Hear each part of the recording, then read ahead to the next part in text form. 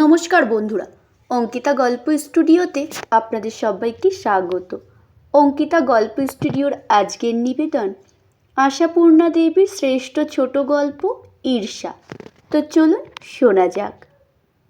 সুজাতার ঘরের বড় আয়নার সামনে দাঁড়িয়ে সুমন্ত একটা ছোট্ট চিরুনি দিয়ে জোরে চুল আঁচড়াচ্ছিল, অথবা বলা যায় আশ্রয়ই চলছিল। কারণ তার মাথায় চুলের যা চাপ, তাতে তাঁত বসাবার মতো দাঁত ওই খুদের চিরুনিটার নেই। গায়ে হাত বুলোনোর মতো ভেসে যাচ্ছিল সুমন্তর প্রবল চেষ্টাতেও। সুজাতা মোমবাতি নিতে ঘরে ঢুকে ছেলের দিকে তাকিয়ে বলে উঠল, ওটা কি হচ্ছে? চিরুনিটা ভেঙে যাবে যে, তোর চুলে ওই চিরুনি? সুমন্ত একইভাবে হাত চালাতে চালাতে অগ্রাহ্যের গলায় বলল, তোমার চিরুনি নেওয়া হয়নি। সুজাতা ভুরু কুঁচকে বলল, চমৎকার, খুব ম্যানার্স শেখা হচ্ছে। সুমন্তদের স্কুলে ম্যানার্স সম্পর্কে বিশেষ নজর রাখার ব্যবস্থা আছে এবং সুমন্ত নাকি তাতে একটা সার্টিফিকেটও পেয়েছে। কিন্তু স্কুলের ব্যবহার স্কুলে, তাকে বাড়িতেও নিয়ে আসতে হলে পেরে উঠবে কেন? হাত পা খোলাবার জন্য খেলা মাঠের দরকার হয় না? সুমন্ত মায়ের থেকেও অধিকভাবে ভুরু জোড়া কুঁচকে একবার মার মুখের দিকে তাকালো, কোনো কথা বলল না। আবার একই কাজ করতে লাগলো। আজকাল এই এক বাহাদুরি হয়েছে সুমন্তর। ক্লাস 11-এ উঠে পর্যন্ত বোধহয় হয়েছে ইচ্ছে করে মা বাপকে অগ্রাহ্য দেখানো। বাহাদুরি ছাড়া আর কি? তবে বাবা বলে, তুমি আর শাক দিয়ে মাছ ঢেকো না সুজাতা, বাহাদুরি নয়, লায়েক হাওয়া। দেখো তোমার ওই ছেলে কদিন পরে কি মূর্তি ধরে। এই রকম সময় তোমার ছেলে বলাই বিধি। সুজাতা অবশ্য বাহাদুরি বলেই ধরে আছে এখনো। নতুন বড় হওয়ার সুখে এটা একটা নতুন শখ, এই আর কি। তবু ছেলের এই ভুরু কোচকানো দেখে রাগে গা জ্বলে গেল এবং মাতৃ অধিকারের শক্তিটা কাজে লাগাতেই বোধহয় জোরে জোরে বলছিল, বেরোচ্ছিস কোথাও? বেরোচ্ছে, এই শ্বাস সঙ্গতেই বোঝা যাচ্ছে। সুমন্ত তখন চিরুনিখানা প্যান্টের হিপ পকেটে পুরে ফেলে ধীরে সুস্থে বলল, কোনো একদিকে নিশ্চয়ই। কেন, কিছু আনতে হবে? কিছু আনার ব্যাপারে অবশ্য সুমন্ত এখনও এক পায়ে খাড়া। 8-10 বছর বয়স থেকে হরদম ছেলেকে দোকানে পাঠিয়ে তার এই নেশাটি ধরিয়ে দিয়েছে সুজাতা। সুজাতা কঠিন গলায় বলল, না, কিছু আনতে হবে না, জানতে হবে। কি জানতে হবে? এই সন্ধ্যের মুখে লোডশেডিংয়ের মধ্যে যাচ্ছিস কোথায়, সেটাই জানতে হবে। কেন, আমি কি হাজতের আসামি? তাই এক পা বেরোলেই বলে যেতে হবে? বাহ, চমৎকার, ক্রমশই বেশ বোলচাল শেখা হচ্ছে। তোর বাবা এখনও কোথাও বেরোলে বলে যায়, দেখিস না, স্লেভ মেন্টালিটি। বলে সুমন্ত সিঁড়ি দিয়ে নেমে যায় তড়িয়ে। কিন্তু মায়ের মতো জাত বেহায়া আর কে আছে? তাই সুজাতাও সঙ্গে সঙ্গে নেমে যায় 2-4 সিঁড়ি। চেঁচিয়ে বলে, বেশি দেরি করবি না কিন্তু, আকাশটা দেখ, দারুণ বৃষ্টি আসছে। কথার জবাব অবশ্য পায় না সুজাতা। ঘুরে এসে রাস্তার দিকের বারান্দাটায় সুজাতা দাঁড়ায়। তড়িয়ে হেঁটে যাচ্ছে সুমন্ত। নেহাত ছেলে বলেই বুঝতে পারছে, নইলে দেখার কথা নয়। সত্যি আকাশ কালো মেঘে ঢেকে গেছে। তার সঙ্গে চন্দ্র সূর্যের অমোঘ নিয়মের মতো লোডশেডিংয়ের অবদান তো আছেই। তবু হাঁটার ওই পরিচিত ভঙ্গিটা থেকেই হঠাৎ আবিষ্কার করে বসে সুজাতা ওর গতি ভঙ্গিটা ঠিক ওর বাপের মতনই গঠন ভঙ্গিও। এই বয়সে বাপের মতো লম্বা হয়ে উঠেছে, অর্থাৎ পুরো দৈর্ঘ্যটাই এসে গেছে ওর এখনই। এই তো কটা মাস হলো ক্লাস 9 পাস করেছে। বড় তাড়াতাড়ি বড় হয়ে গেল ছেলেটা।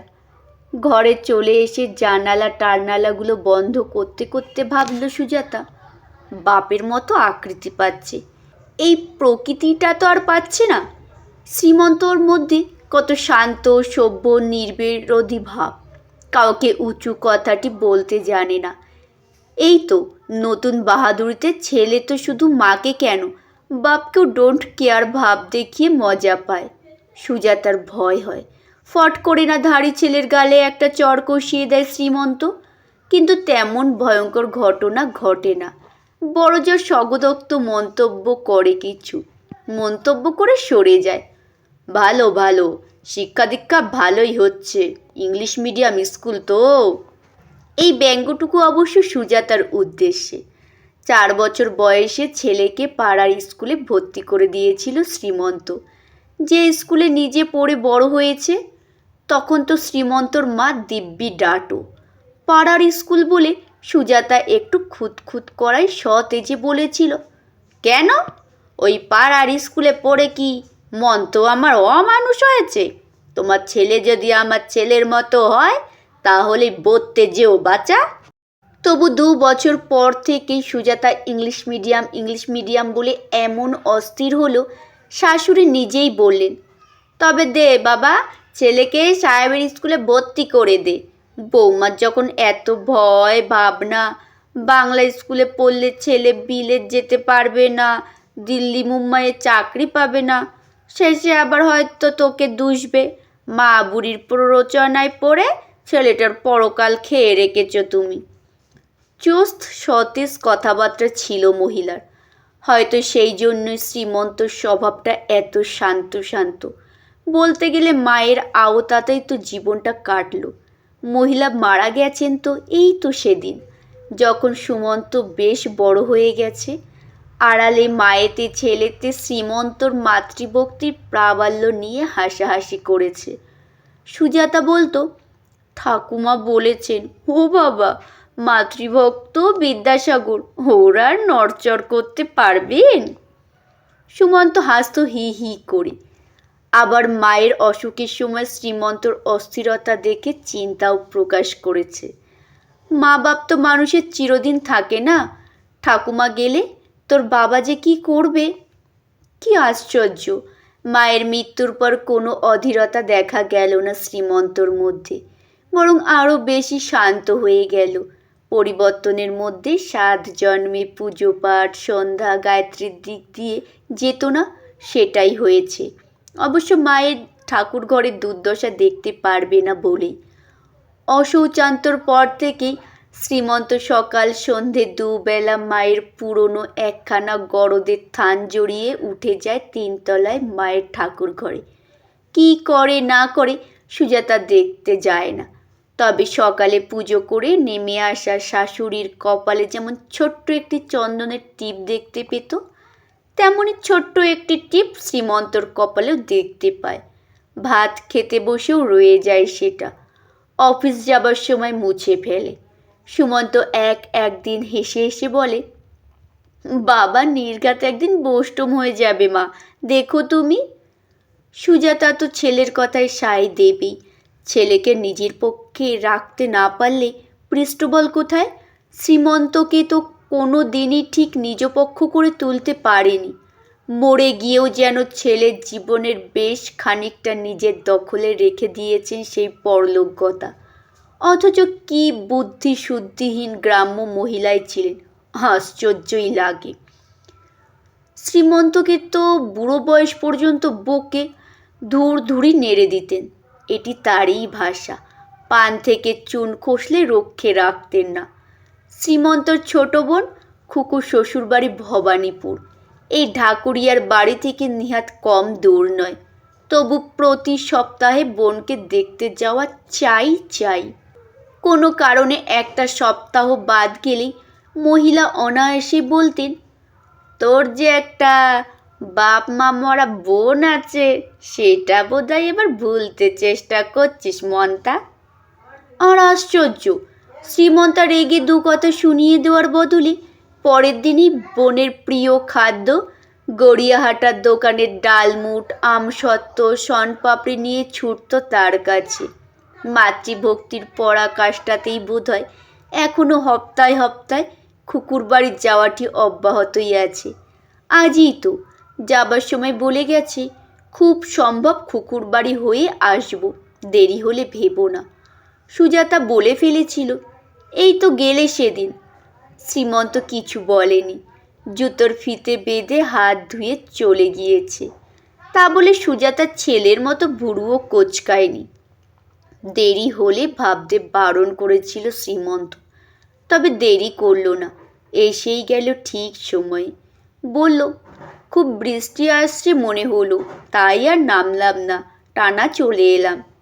এসেই যথারীতি মায়ের ছেঁড়া গরদ গায়ে জড়িয়ে সবে ঠাকুর ঘরে গিয়ে উঠেছে, আর তখনই নেমে এলো সেই বৃষ্টি, যে কিনা এতক্ষণ নামবো নামবো করে ভয় বাড়াচ্ছিল। কিন্তু ভয়ের কি থাকতো যদি সুমন্ত বাড়ি থাকতো? বাড়ির লোকেরা যদি বাইরে না থাকে, বেদম বৃষ্টির মতো মজার কি আছে? কিন্তু এখনও বাড়ির আসল লোকটাই তো বাইরে। এখন ক্রমশ যত বাজ, বিদ্যুৎ আর মেঘের দাপট বাড়ছে, ততই সুজাতার প্রাণের মধ্যে হু হু করছে। আর আপন মনের ছেলের উদ্দেশ্যে বলে চলেছে, পাজি হতবাগা ছেলে, এত করে বললাম, শোনা হলো না কথা? কোথায় গিয়ে পড়েছিস? কীভাবে ভিজে ঢোল হয়ে ফিরবি ভগবান জানেন। দেখতেই লম্বা হয়েছে, আর মনে করছে মস্ত লায়েক হয়েছি। আসলে তো পটাকা। সে হুঁশ আছে, এখনই কাশতে শুরু করবি। আপন মনে অনুপস্থিত ছেলেকে কাঠ গড়ায় দাঁড় করিয়ে বকেই চলে সুজাতা। সামনাসামনি তো একটা কথা বলার সাহস নেই। বৃষ্টি কমবার নাম নেই, বরং বাজ বিদ্যুতের সমারোহ বাড়ছে। আশ্চর্য, শ্রীমন্ত দিব্যি নিশ্চিন্ত মনে টঙে চড়ে বসে আছে। একবার বুক দুরু দুরু করছে না, কোথায় কি ঘটছে ভেবে। সুজাতার তো মনে হচ্ছে এটা প্রলয়ের সূচনা। ভাবল, ছুট্টে ঠাকুর ঘরে উঠে গিয়ে বলে, তুমি কি মানুষ না পাথর? যেতে হলো না। যথাসময়ে নেমে এলো শ্রীমন্ত। থান গরদ ছেড়ে সুতি ধুতি পরে চায়ের টেবিলে এসে বলল, বাবু বুঝি এখনও ফেরেননি? সুজাতা ক্ষুব্ধ উত্তেজিত গলায় বলে ওঠে, দেখো না, এত করে বললাম, ভীষণ মেঘ করেছে, দেরি করিসনি, তবু এইটুকু ছেলে, এত কিসের আড্ডা? তুমিও তো কিছু বলো না। মায়ের শত কথায় কাজ হয় না, বাপ একটা ধমক দিলে কাজ হয়। ধমক? শ্রীমন্ত চায়ের কাপটাই কপালে ঠেকিয়ে নমস্কারের ভঙ্গি করে বলে, তোমার ওই হিরো ছেলেকে আমি দেব ধমক? বলে নিশ্চিন্তভাবে চায়ের কাপে চুমুক দিতে থাকে। কড়কড় করে আবার বাজে শব্দ। সুজাতা অস্থির হয়ে জানালা খুলতে যায়। শ্রীমন্ত বলে, ওটা কি হচ্ছে? ঘর যে ভেসে যাবে। খুব নিশ্চিন্তি মানুষ বাবা, ছেলেটা কোথায় কি করছে? কি আশ্চর্য, পাগল তো নয় যে এই সময় রাস্তায় থাকবে। আছেই কোথায় কোনো বন্ধুর বাড়িটারি আটকে পড়েছে। এত ভাবনা করছো কেন?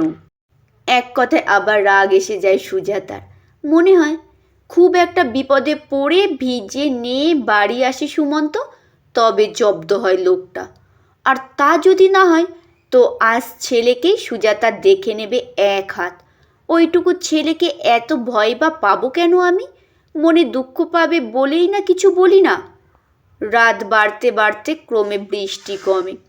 থামে মেঘের ডাক, বাজির ডাক, বিদ্যুৎ চমকানি, ঝিরিঝিরি বৃষ্টি যেন জেরটা বজায় রাখতে চেষ্টা করে। অতপর বাড়ি ফেরে সুমন্ত, ফেরে একখানা রিকশা করে। কোথায় ছিলি এতক্ষণ? কোথাও না, এই ঢাকুরিয়ার মধ্যেই সুধাময়দের বাড়ি।